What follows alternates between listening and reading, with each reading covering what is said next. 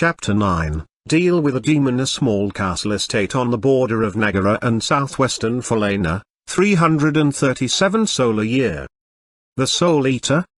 Bellowed the dark voice with a tone of both surprise and intrigue while addressing the man in the room as thunder crackled in the background outside the castle walls. A storm was starting. Yes, Lady Windy still seeks its awesome power for her own, replied the other man with the sound of displeasure in his voice as he stood up from the chair he had been resting in to move toward the fireplace with its roaring blaze and dazzling lights. His sinister eyes watched the flames dancing lamoniously. The third and final man in the room was about medium built, very athletic, and was very keen with both the sword as well as the spell. Always confident and full of himself, Razi was great and he knew it. He had done what no other man his age in his country had done before. By the mere age of 20 he had achieved the rank of a Nagarian priest in the Order of the Tessers, one of the highest honors bestowed by the Nagarian theocracy. Only 66 men can be a part of this order at any given time and appointments are typically for life. So, the only way to join is when one member of the order dies or is forced out by the 4 grand high priests who govern over the other 62 men and the thousands of other acolytes who follow the Order of Tessers. Men wait for decades, some even wait their whole lives for a spot to open, but Razi did the improbable by defeating his fellow applicants. Men with years more experience. He overcame them all, test after test. All fell until only he was left. He became the youngest member of the Order of Tessers in its entire history. And now only after 2 years in service as a priest he was handpicked by one of the 4 grand high priests, Nyoka, to be his personal attendant. Indeed, in Razi's mind he saw himself destined for greatness. And one day he believed he'd be in his master's place. However, at this moment, all of his prodigious skills in his own mind were meaningless. As he felt for the first time in his life fear, danger, and uncertainty. This man, if he could even be called a man, gave off such an unworldly aura that it sent chills down Razi's spine. As he stood in the light of the fireplace, the young priest finally got a better view at this visitor, who had come at such a late hour to speak to his master. His master was, of course, still dressed in his white Nagarian robes with their gold trim, the sign of his ranking. By contrast, the other man was dressed nearly all in black of a very fine fabric with some white trim along some of the edges, a gentleman's garb no doubt. His shadowy attire was completed by the large cape he wore. It was black on the outside, but crimson blood red on the inside. The cape also had a red collar at the neckline, which instead of the ends of the collars being bent down as one would normally expect, they were bent up instead, which hid the sides of his face. That made him appear even creepier to the young clergyman. The skin on his face and hands was very pale, almost grey. The fingers on his hands looked more like talons as each finger seemed to come to a point with a very long and sharp nail, like a woman's on each fingertip. His face was a bit sunken in, and his dark hair was all slicked back on his head. Perhaps, his most unusual features were his eyes that would glow a pale red and the 2 fangs that protruded out of his mouth. Razi had no doubt about it now. This man was a vampire. Moreover, their conversation was hard to follow at times, but from what Razi had been able to infer up until now it had to deal with true runes. This was a topic he was familiar with, but the rest of their conversation seemed impossible to grasp without the proper background context. Since he doubted he would ever be told that context, he just stood there silently attempting to glean what he could from the 2 nefarious men's conversation. "Necklord," said Nyoka in a very cold voice, "if she be so determined to hath a true rune, why not merely reclaimeth the other half from her wretched sister and bringeth her kin to naught? Ye knoweth with her magical skills and a completed gate rune, she'd be over many in the shortest passage of time." The vampire turned back from the fire and with a now bemused grin on his face, retorted, "If all she wanted was true runic power then I'd imagine she would have dealt with her sister by now and taken it. But no, she wants the Soul Eater. That rune which governs life and death. She is obsessed with it. Not that I blame her. After all, All those who desire true power, fall under the spell of one of the true runes at some time or another while we walk this earth. He looked down, gesturing at his own right hand. After all, their power is great, and only great men like ourselves should be allowed to possess them alone, and not share that power with others as that little white-haired girl would have us do. Necklord was tangenting off more to himself, but quickly regained his composure. I have my moon rune. Lady Windy has hers in the Soul Eater, and you, my old friend, have yours in the Sun rune. That bright and wretched rune is your obsession. These words did little to stir Nyoka's facial expressions, as he neither felt compelled to deny or admit the old vampire's words, or he just didn't care.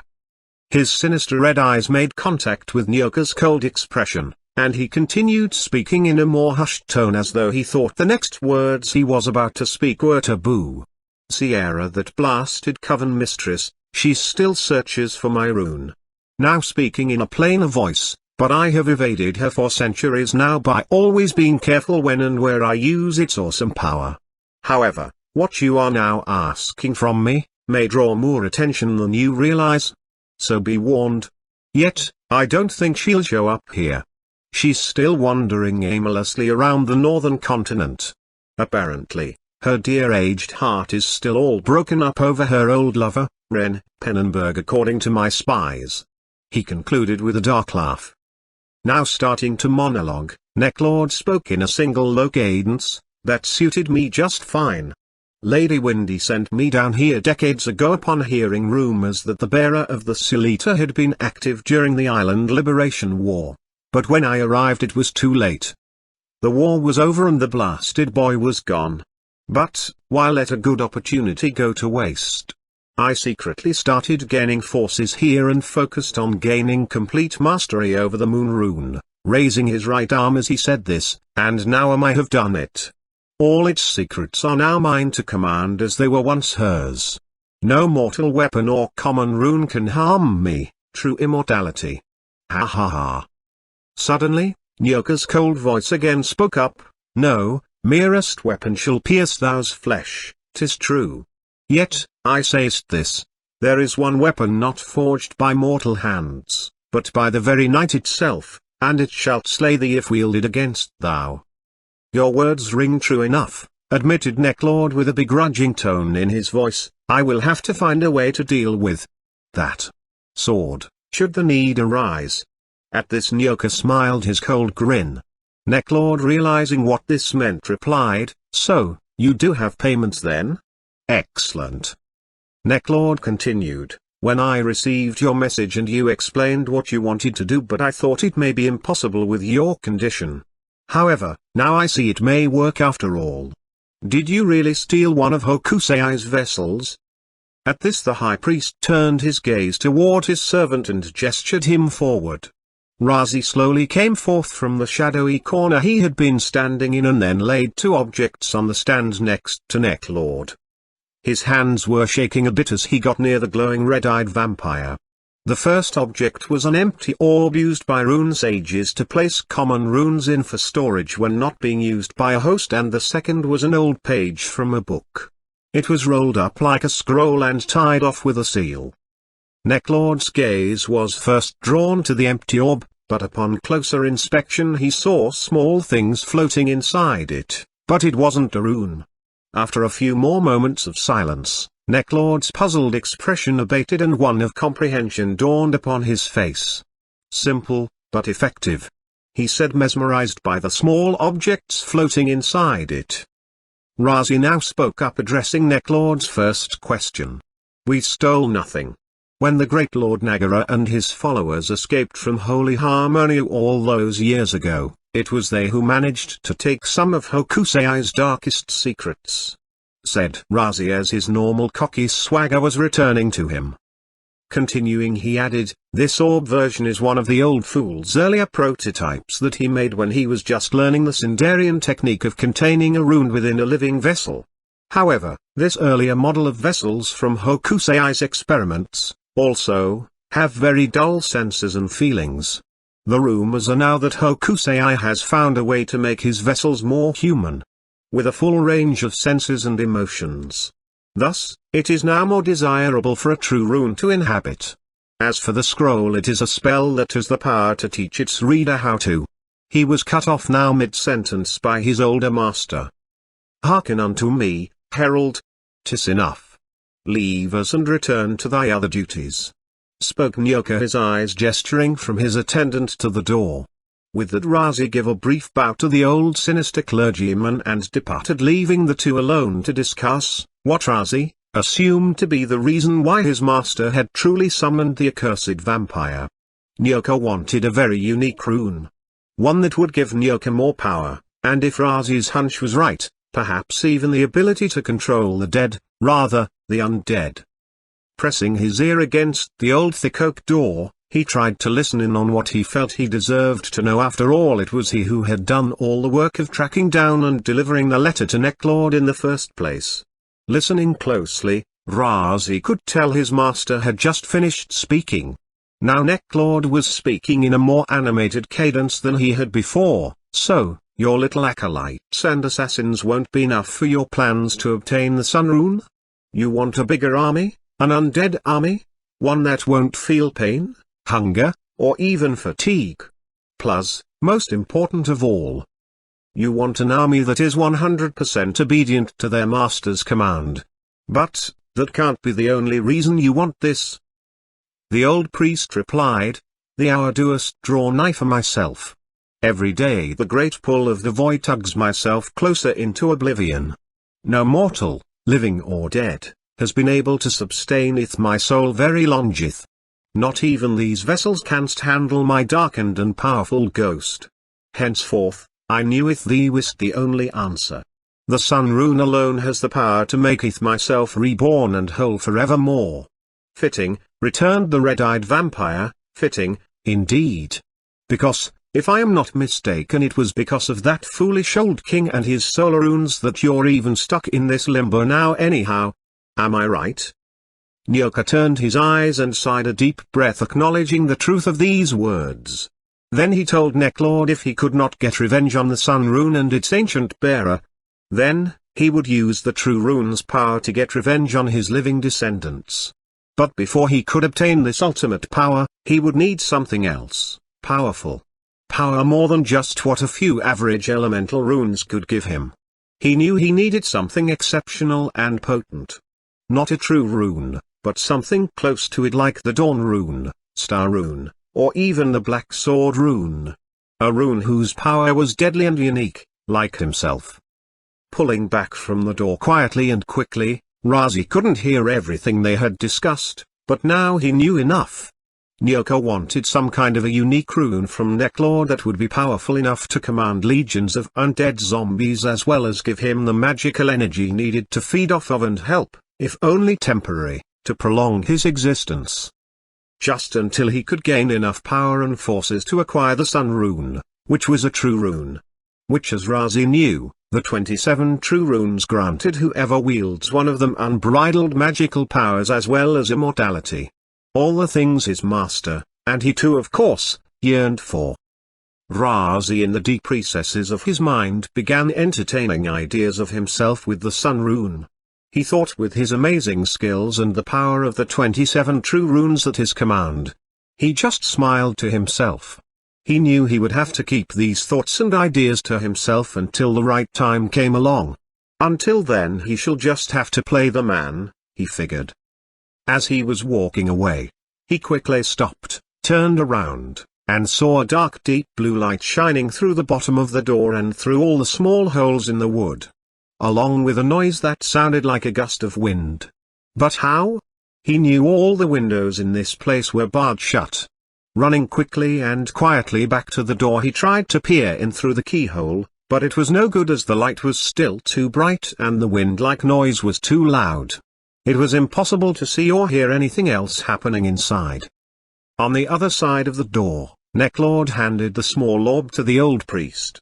However, now it was no longer half empty. It had turned a faint purple, and a crest that looked something like a half-moon was now embedded upon its surface. The vampire declared, "Prior to coming here tonight, I sacrificed 100 souls in order to invoke the full power of the moon rune to create this. I call it the half-moon rune. It is the most powerful of all this true rune's children. It is probably on the same level perhaps as the star rune is in its relationship with that stupid sword of night. However, the deal is done and the pact has been made. Necklord concluded by grabbing the scroll Razi had placed beside him earlier. Turning to leave and heading toward the door, he stopped before he reached for the doorknob. He turned back around and looked at the other man.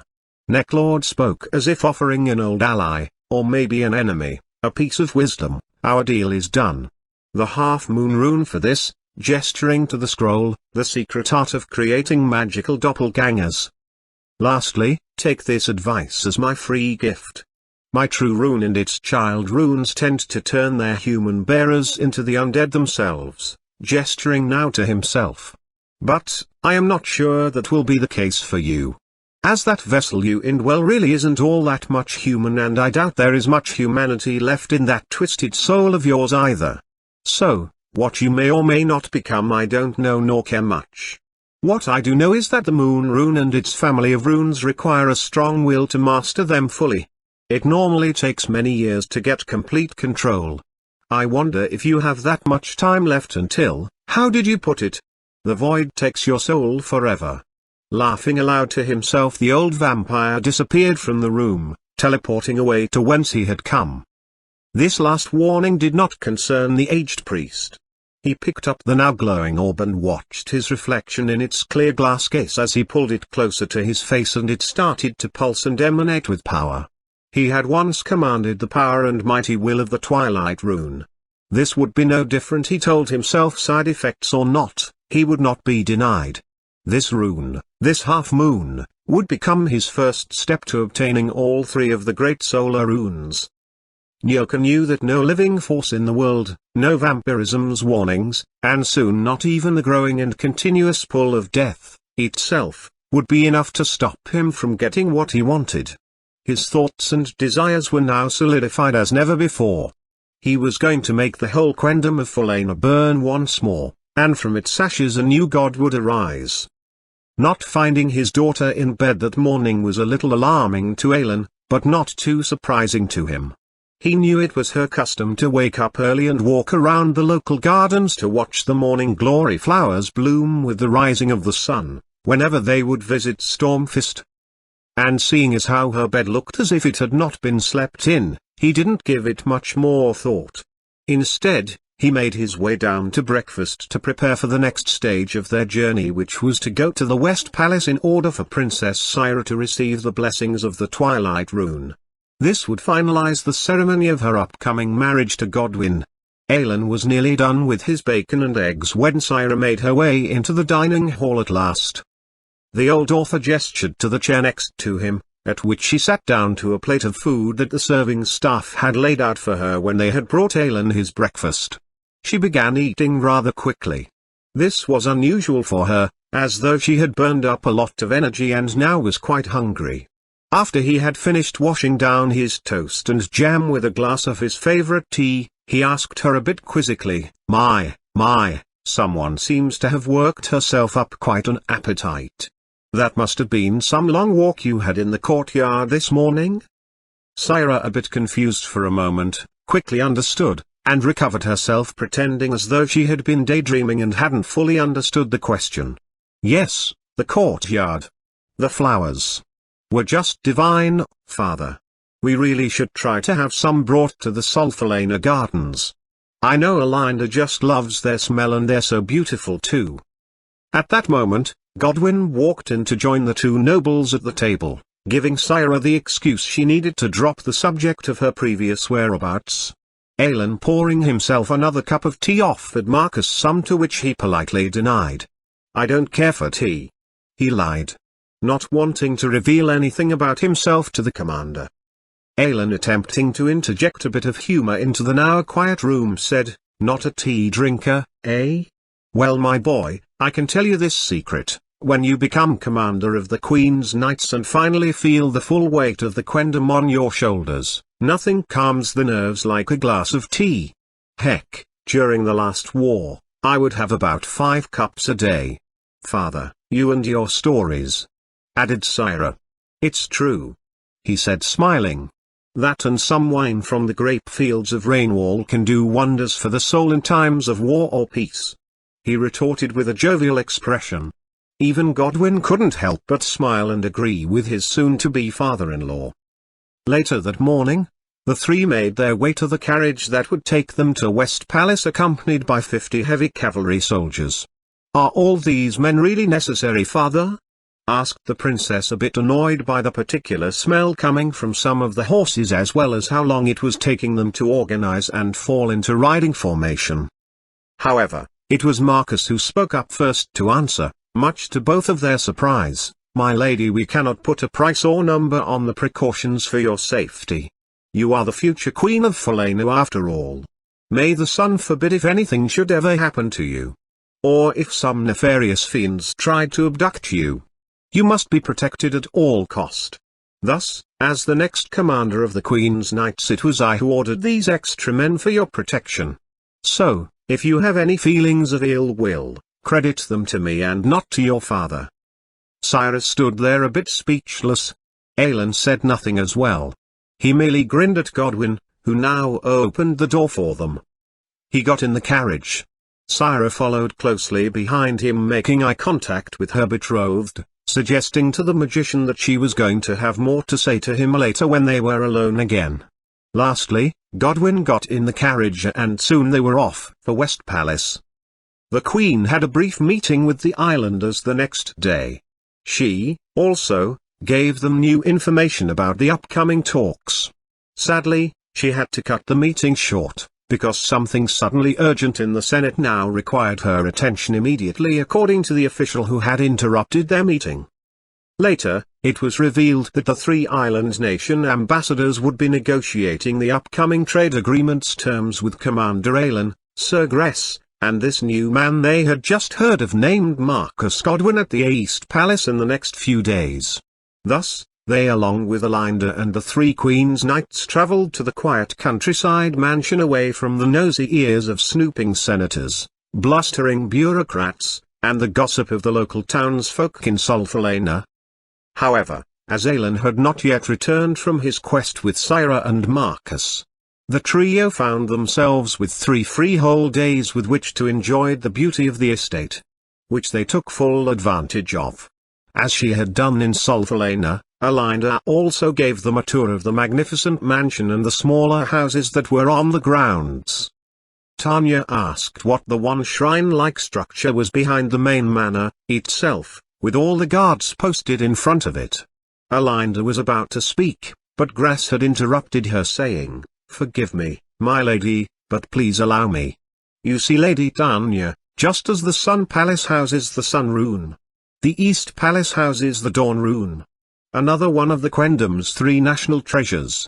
In addition, the Twilight Rune, which is stored at another similar palace to this in the western lands of our country. So, together these are known as the 3 runes of Falena, our most treasured possessions. The information I am sharing with you is no secret.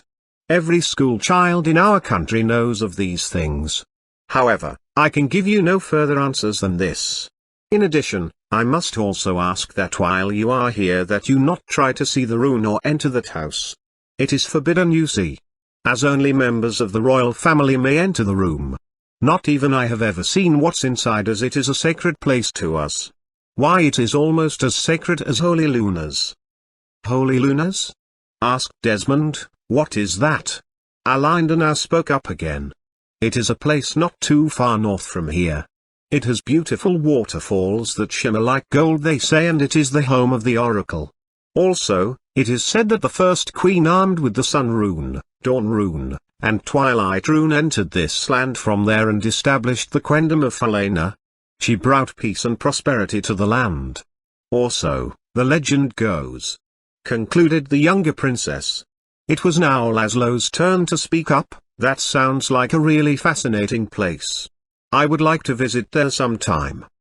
However, before anyone could add their agreement to this statement, Gress spoke up, adding that since so many people in the past had tried to steal the gold dust that gathers there, Sacred place or not, it was now illegal for any Falainian citizen to go in, let alone foreigners. Even if they were ambassadors. Only people who are escorted by a member of the royal family or a queen's knight may enter the holy land of Lunas. He finished. Feeling that that matter was now settled, the sword warrior proceeded to finish showing them the rest of the estate. Once Gress turned the other way, Laszlo and Alinda made eye contact, and he could have sworn he saw her lips silently mouth the words, "I can take you there tomorrow, if you wish." Not sure how to respond, Laszlo simply nodded his head, hoping that would suffice for now, still not fully certain if that was what she had whispered. Later the three were shown to their guest rooms and their escorts departed for the evening. However, the three came back together once more, meeting in a lounge area next to Laszlo's room.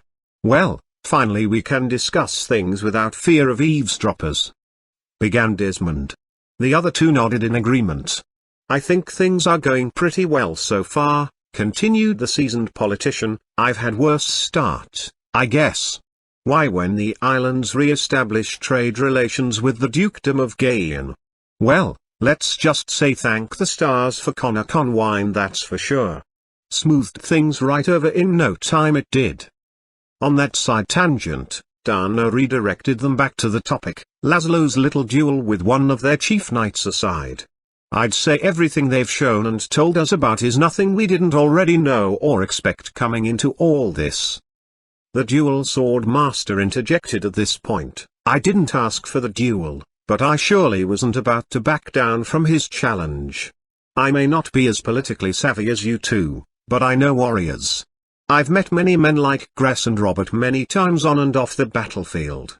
They respect and respond best to strength. If I had backed down then, they would have thought us weak. Besides, it's not like I hurt him or anything. I held back a lot, so as not to make it seem unfair or to offend the guy. Trust me. Besides, you've seen how much friendlier Robert has been towards us. He respects strength. Simple as that." Tana really couldn't find anything wrong with his argument in the technical sense. "It's still dangerous and we don't want any surprises. Promise me you won't duel any more of them?" she asked with a tone of concern in her voice. At this, Laszlo acquiesced to her request and promised he wouldn't, to which Desmond just let out a small chuckle.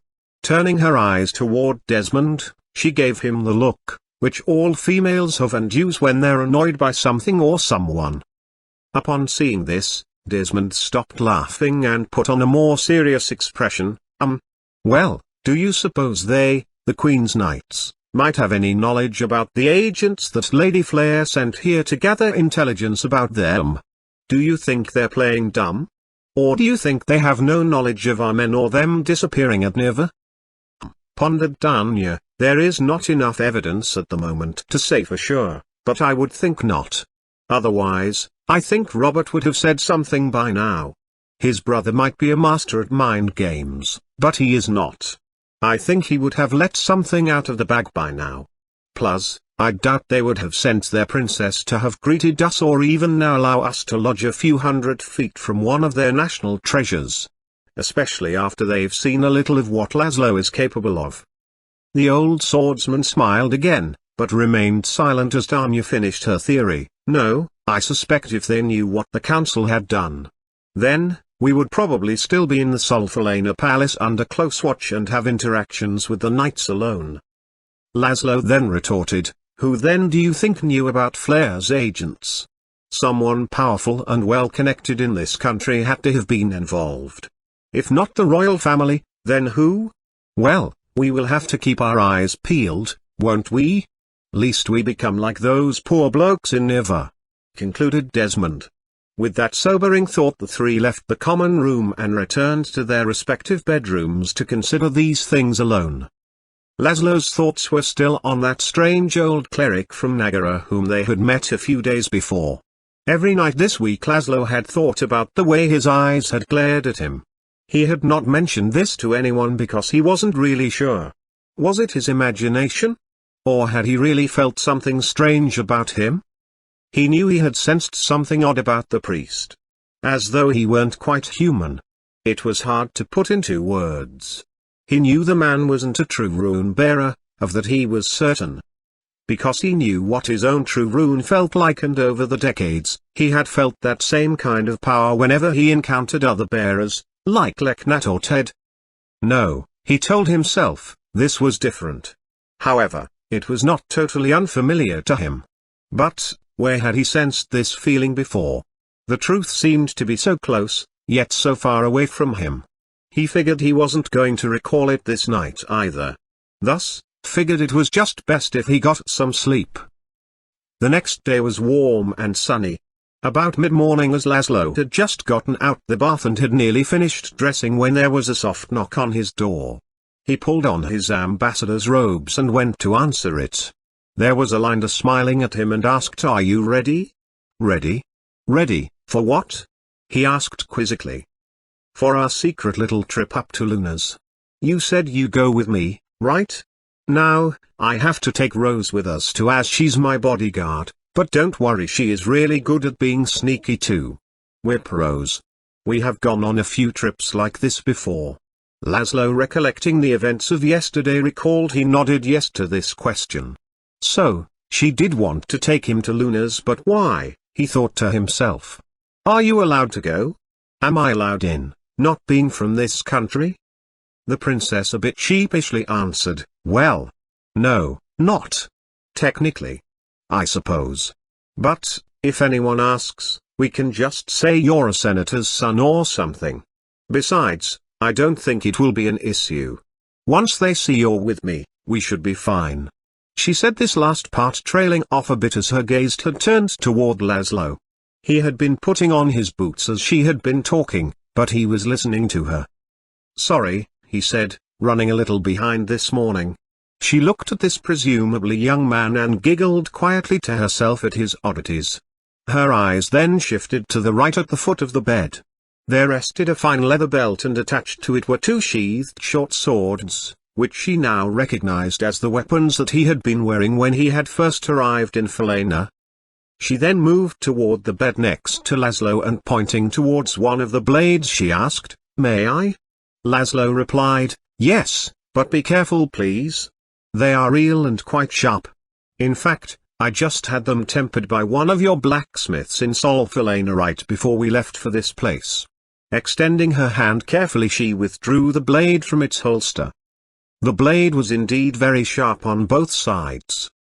Plus, the tip was refined to a razor's edge. The outer lining on the weapon was a type of black steel, while the inner surface of the sword seemed to be a very well-polished metallic color, so much so, she could see her own reflection in it. A bit in awe, she quietly inquired, "Remarkable, what do you call them?